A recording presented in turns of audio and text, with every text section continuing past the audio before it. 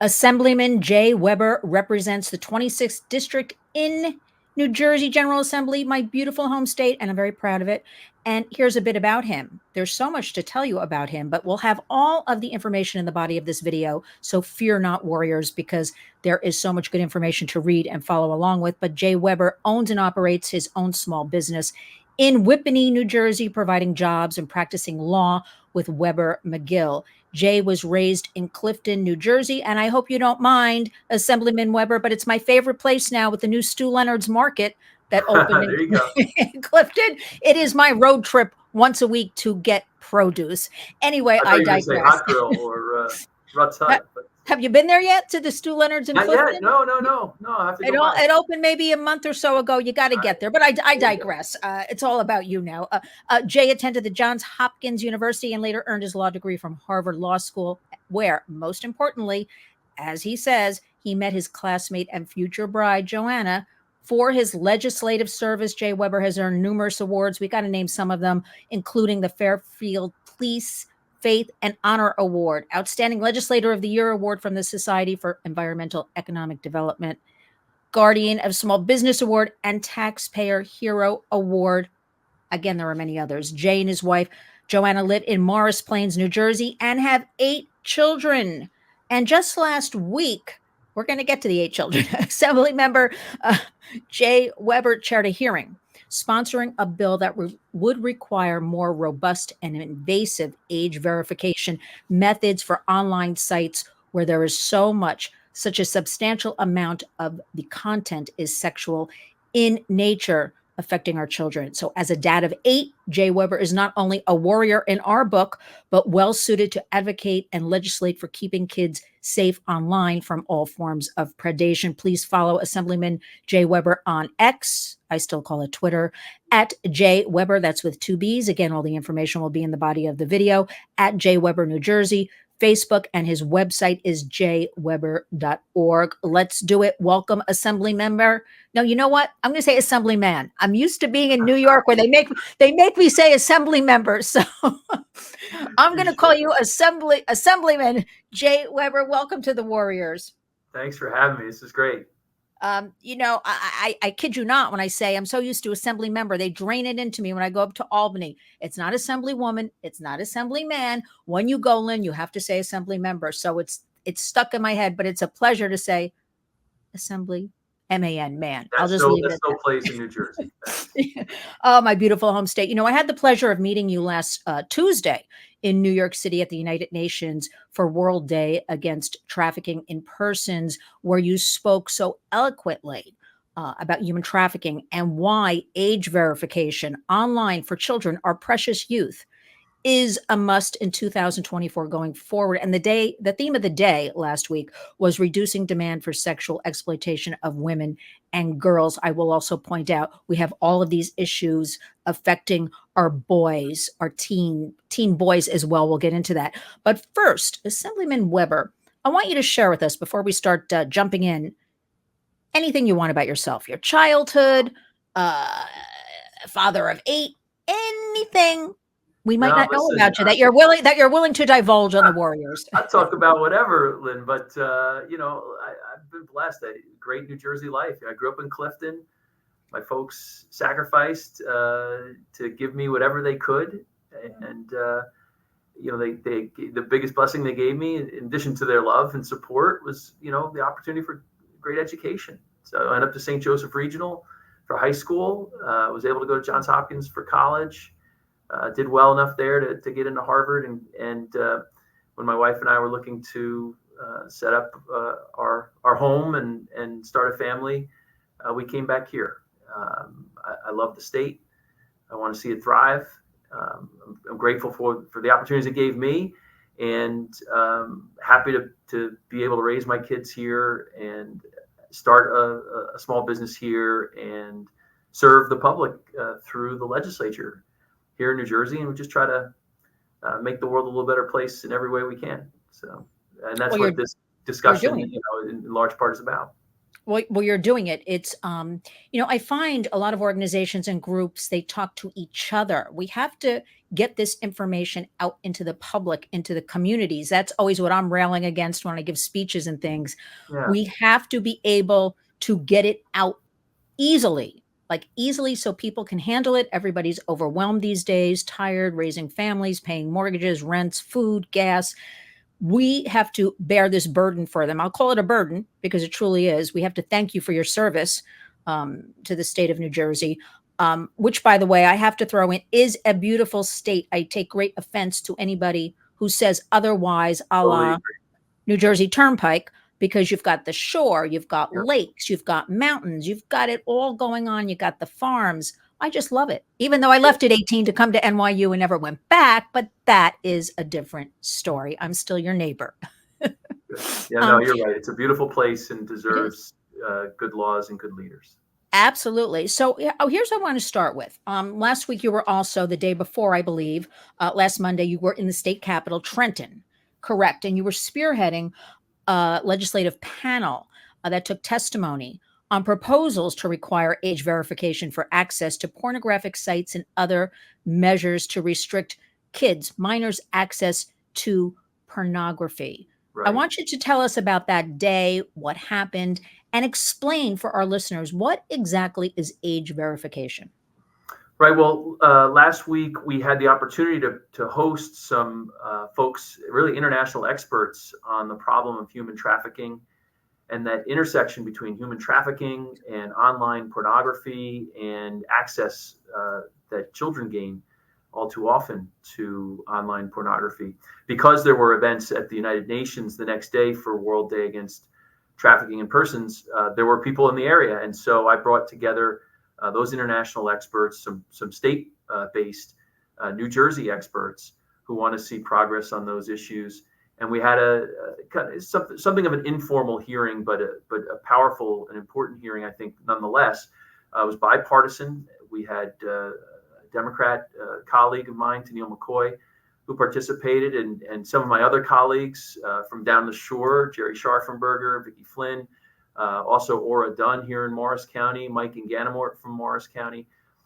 And we listened to testimony. We listened to a survivor of human trafficking, a young woman who had a heart-wrenching, terrible story about her experience. We listened to nurses and doctors who treat victims of human trafficking and teens who suffer from porn addiction. We listened to tech experts who explain to us what we can do to protect our kids online. And of course, we listened to our friends from Exodus Cry and other organizations who have as their mission the end of human trafficking globally. And it was important. I think the biggest revelation for me and for the participants in the hearing was how interconnected everything is. You know, we've got this global problem of human trafficking, and you think, well, what can we do in New Jersey that would stop maybe girls in Saudi Arabia or Africa or Europe from being trafficked? Well, what you do in your home and what you do with your personal devices, your phones, your tablets, your desktops, your laptops, impacts the global human trafficking industry. You know, it's and the intersection of those is the pornography industry. So we learned how demand for pornography can feed the human trafficking trade, which was tragic. And then we also learned how early exposure to pornography to kids, especially young men, but girls as well, can create addiction, can affect their emotional well-being, and, as you can imagine, creates a whole new class of consumers for pornography, which then creates the demand for human trafficking, because so many of the individuals, mostly women who participate in online pornography or the pornography industry, are trafficked. They're not doing that out of their own will and volition. They've been trapped into a life, performing, so to speak, in these videos, and the class of consumers that pornography can create by getting young people addicted early feeds the demand for those women that appear in these videos. It's a horrible cycle. It's a vicious, evil, dark cycle. And there are things we can do at the local level to interrupt it and stop it. And that's what the hearing was about. Yeah, we're going to break up this cycle because enough is enough. Common sense. We're not allowing this. And call me wacky, Assemblyman J. Webber, but I won't do that. I thought anything to do with kids was like against the law. But call me wacky. Now, let me get a hold of myself here because there's a lot to talk about. I'm glad you pointed out all of these issues are bipartisan. I mean, they belong to no Yes. political party. These are human rights abuses, abuses against children. This is not to be allowed. So I'm glad you pointed, that out. Bipartisan hearing. What was the takeaway from that? This is you're sponsoring this age verification bill, A4146. Were people sort of astounded, in shock? Like, what are the next steps? Are we moving forward? How did they react to all of this? Yeah, no, I've got a bill that would that mirrors legislation that's been introduced in 38 other states. Right. 19 other states have already passed some form of age verification for access to adult content websites. And so my idea isn't original. I think it's very important for the people of New Jersey and how we impact the broader world. But I don't pretend that it's original. The bill simply says if you have adult content on your websites, and not a little, but if the substantial intent of your site is to convey adult content, you simply have to verify the age of your users before they can access the website. How do we do that? That's the number one question I always get. Like, how do we actually do that? The bill would require them to have an age verification process that meets the standards of the Attorney General or whoever the regulator would be. It's designated, I think, now as the Attorney General in the bill. But the point is that an adult website contracts with a third party to say, everybody who wants to come onto our site simply has to check in with the third party verification service vendor to confirm that they're age eligible to consume the content. Now, those vendors there are a variety of vendors who perform this service.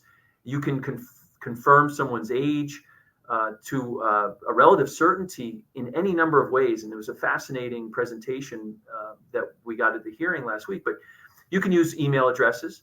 As the vendor pointed out, there aren't many 12, 13, 14-year-olds who have been looking for, mortgage rates with their email addresses, for the last 7 years, right? You can do it through IP addresses. You can do it through other background check methods. But increasingly, there's really sophisticated technology that allows age verification through facial recognition. That we have artificial intelligence and algorithms that can pretty well predict or estimate a person's age simply by looking at their face. We're not as young as we used to be, Lynn, and they with pretty good precision, artificial intelligence can ascertain how old someone is by looking at their just their facial features. Excuse me. So they're now figuring out ways to verify age by hand gestures. If you move your hands in certain ways, that can, to a fairly narrow degree, estimate your age, believe it or not. So there are a lot of ways that adult content sites can verify the age of their users without compromising the privacy of those users. The third-party vendors who verify age don't care about your credit card information or your address or anything like that. They're just trying to verify age, and they don't need to obtain a lot of personal information to say, yeah, this person's 18 years old or this person isn't. So we feel like there's ample technology available to confirm someone's age without compromising their privacy. And the cost is nominal. And when I say nominal, we're talking like less than a quarter per verification. And for the amount of money that a site like Pornhub or others might make in a year to require them to spend 25 cents or 10 cents to confirm the age of their consumers is nothing. It's a drop in the bucket, and they certainly ought to be able to. They certainly should have to pay that in order to make sure that their content isn't getting into and before a very tender audience. Well, they should, but they fight us tooth and nail. We do know there Right. is the technology. We do know it costs pennies compared to the millions and billions these companies. There's a great new book. I don't know if you've heard of it, Takedown, Lila Micklethwait. Actually, I'd like to send you a copy Oh of yeah. how she dismantled. I'll be interviewing her in a couple of days. We've worked with her. We've done so many take actions. So that I'm pointing this out because at the community level, at the public level, urging the public, having them understand these issues, sign on to take actions, adding their names and zip codes is what we need. There's power in numbers. That's why we want everybody to understand how important community is to all of this, because as we chip away, at the state and federal, we got to start in our own homes and communities. Let me ask you, because you're involved, you have so many different things you're involved with and sponsor, why this one issue is like, kind of, I'm going to put some words in your mouth, kind of top of the slate for you right now. Dad of 8, why this issue? In part because I'm a dad of 8. Yeah. I've got my 3 oldest in college now. One's out of college, two are in college. I have 3 teenage boys, or teenage and preteen boys who have phones, whom I worry about all the time. I've got 2 young daughters, one who's 10, one who's 4, and I want them protected, of course, from online content, but I want them protected from young men who might be exposed to online content and how that shapes their views of women and proper relationships. It's not just about the Webber kids, though, obviously. When you have a global problem like human trafficking and an industry like the online pornography industry that's so prevalent, and you have a public policy proposal that's been tried in other states, that has succeeded in other states, that's completely reasonable and available to us here in New Jersey, the question isn't why do you do it? The question is, why don't you do it? Mm-hmm. And I think it's a bipartisan issue. I mean, this isn't an ideological thing.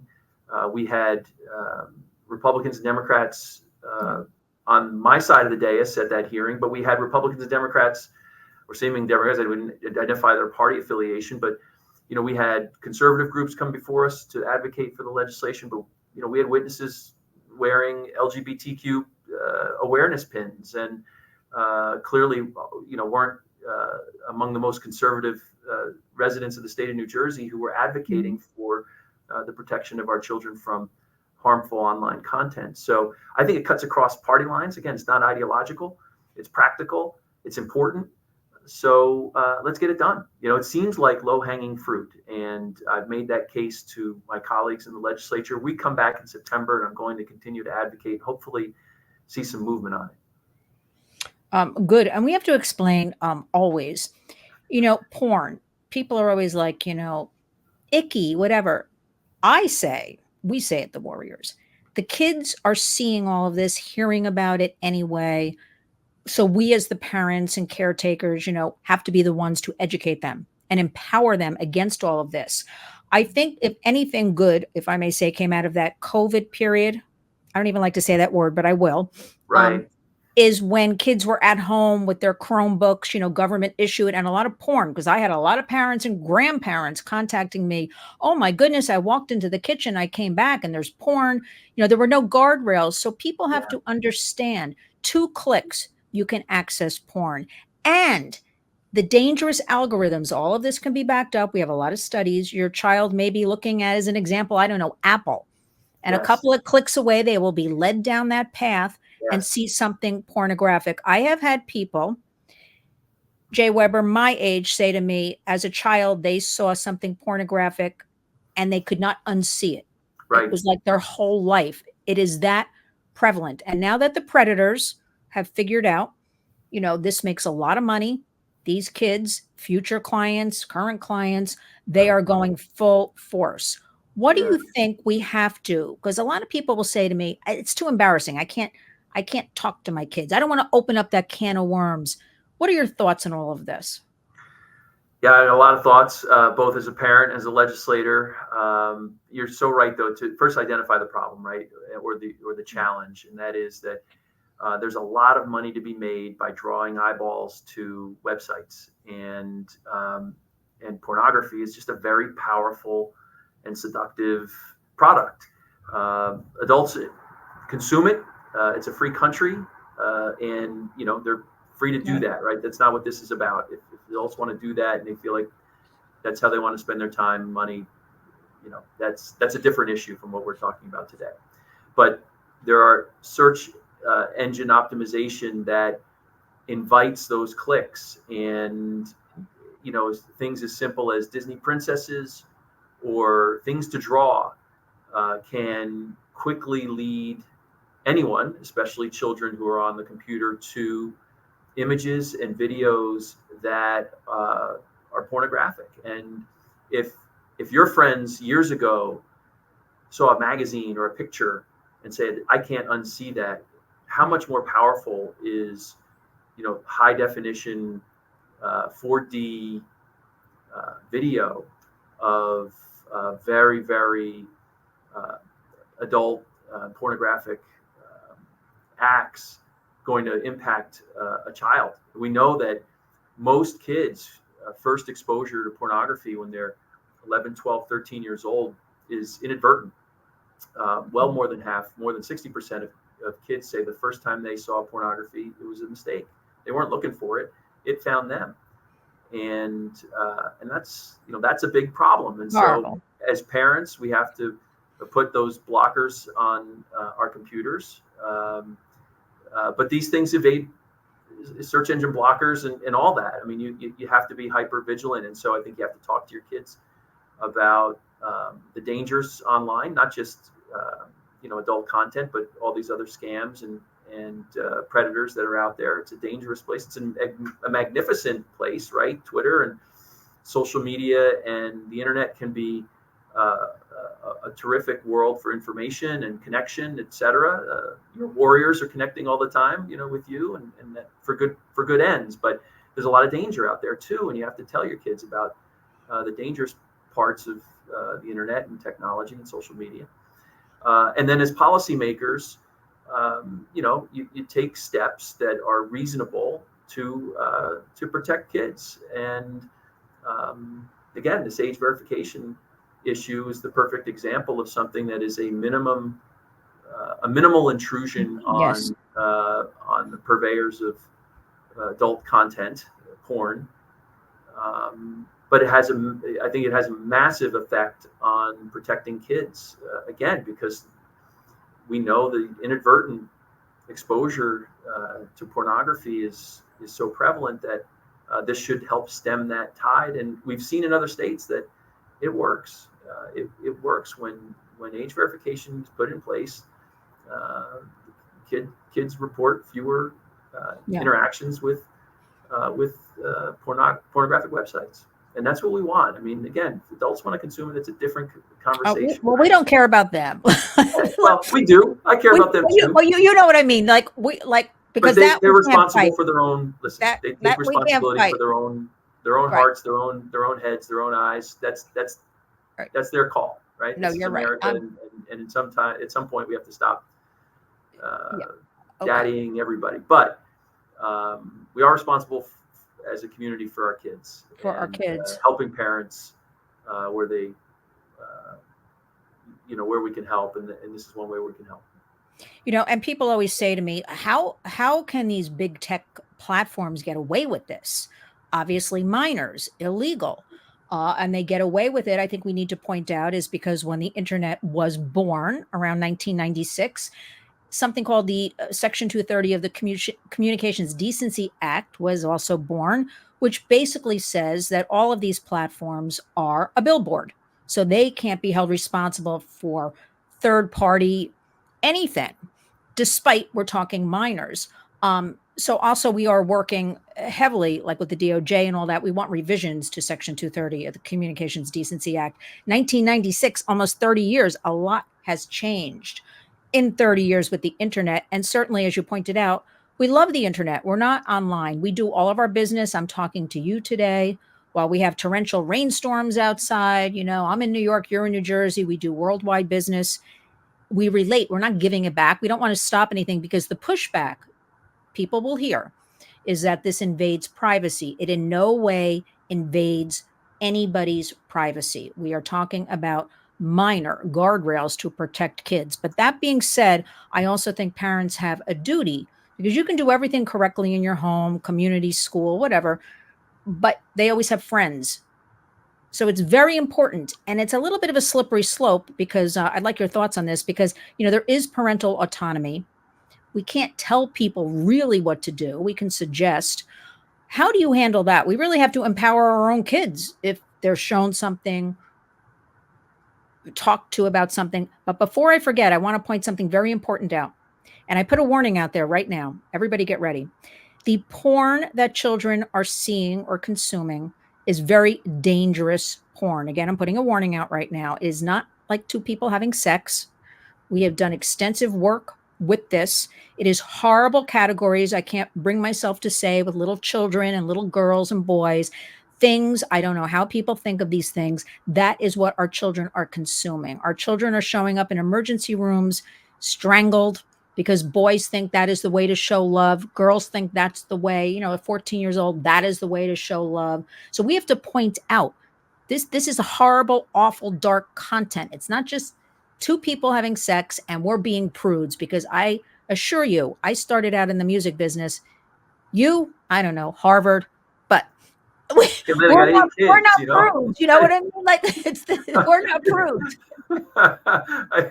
I tease you, of course. For a reason, I love my wife. Yeah. So, No, but that's what I'm saying. Like, this is like, this is horrible, illegal, criminal, monstrous stuff. People have to know that's what it is. You make such a good point, and an important point, and it's one of the things that was talked about at the hearing last week, and that is the content. And again, I don't think you have to view it necessarily to understand that it is dark, and it is not. It's the furthest thing from romantic. It is violent. It is exploitative, and it warps the views of the kids who view it. The views on proper relationships, the views on how to treat members of the opposite sex. The research is plentiful.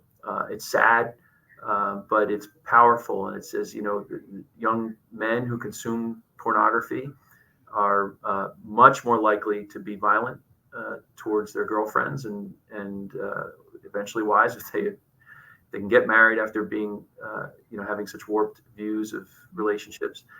But girls who consume pornography get the wrong impression that they're the ones who should be exploited, and they tolerate violent and exploitative behavior against them in relationships, in large part because their views on how they should be treated, how they deserve to be treated by boyfriends have been shaped. They think this online content, these movies or videos that they see are normal, or in some way what boys like, and that's, you couldn't get any sicker.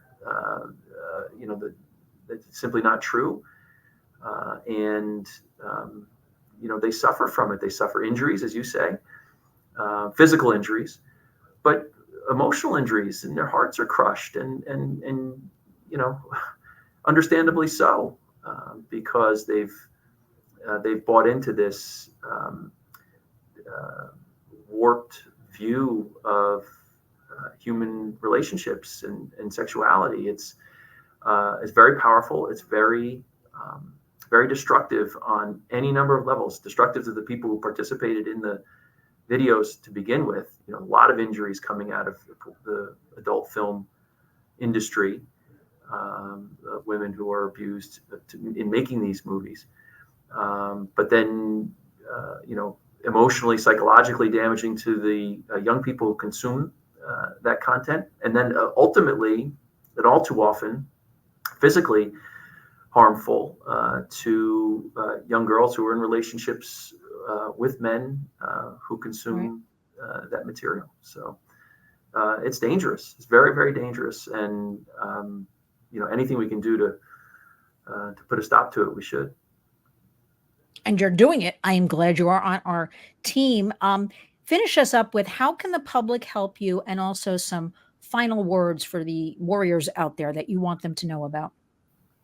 Well, thanks. I mean, look, you've identified the bill. If you contact your state legislators and tell them that you heard about this bill and would like it passed through the Assembly.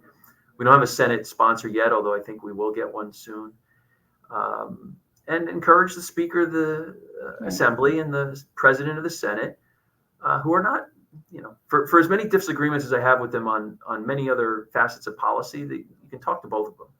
And on an issue like this, we ought to be able to come together, and I think we will. I think we'll have a bipartisan consensus. But the warriors can help by just reaching out to the legislators and telling them we want action on this. It just makes too much sense. We shouldn't delay, and we need to get it passed in the law. And frankly, look, again, for as many disagreements as I might have with Phil Murphy, I just can't see him saying no.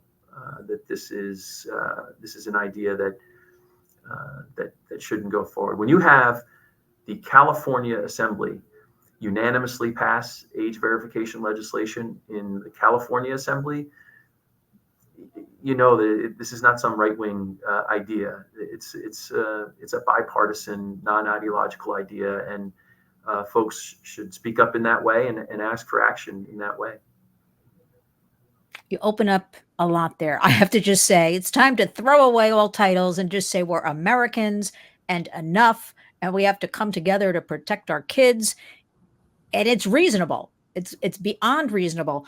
I want to say to you that I'm also going to I'll put different studies in the body of this also, so people can take their time and read. Yes, absolutely. All of your information. Also, ExodusCry.com has a verification bill tracker for each state. Yep. So people, you may not be in New Jersey, but if you are, you have to answer to us and Jay Webber. So, it's you got to do this, and just talk to your family, talk to your friends. Education, raising awareness. It really starts with all of that. And that's what we have to do, because most people I talk to don't know anything about this. But as you said, you're an original for New Jersey. There are 38 states working on all of this. Everybody needs to know about this. Right. And Lynn, you make such a good point. For those who don't live in New Jersey, check that Exodus Cry bill tracker. And if your state doesn't have age verification legislation introduced now, you be the one that brings it to your legislator and get it introduced in your state. You can hear we've had the conversation about it. It's such a reasonable idea. There's no reason that all 50 states shouldn't be moving legislation like this and getting it going. So if you live in a state that doesn't have it, be that person who introduces it. Legislators, I find state legislators are very receptive and responsive to their constituents, especially when reasonable ideas are brought forward with data to support it, and other states' experience to say, you're not going alone here. You're actually in a long line of legislatures who've taken action. So that's a good point. That if we're talking to a national audience, if 38 states have it, that means 12 don't. And that can be fixed real fast if some of your warriors get on it with, in their state legislatures. We're on it. And if you have any problems with Phil Murphy, let me know. Okay, I appreciate that. Thanks. I'll just leave it at that. But please, everybody, we thank you for your service. We thank you, Assemblyman Jay Webber, for everything you're doing for communities, being a dad of 8 with your wonderful wife, Joanna. Your dedication and commitment is so important in 2024. Families first, all of these issues. I want everybody, again, even if you don't live in the great state of New Jersey, you're going to have lots in the body of this video where you can find out if your state is already doing this, not doing this. You need to support the bill, start the bill, be that warrior. I want to thank you so much for spending time with us today, for explaining all of this, for being at the helm in New Jersey. I just love that. And you are indeed our New Jersey warrior. Thank you, Assemblymember Jay Webber. We are going to have, again, Jay Webber, your website up, everything. We have a lot more to speak about. So I hope you visit us again soon so we can keep track of everything and help you with all of this regarding age verification. Thanks for joining us today. Well, that'd be great. Thanks again for having me. Talk to you soon. Talk to you soon.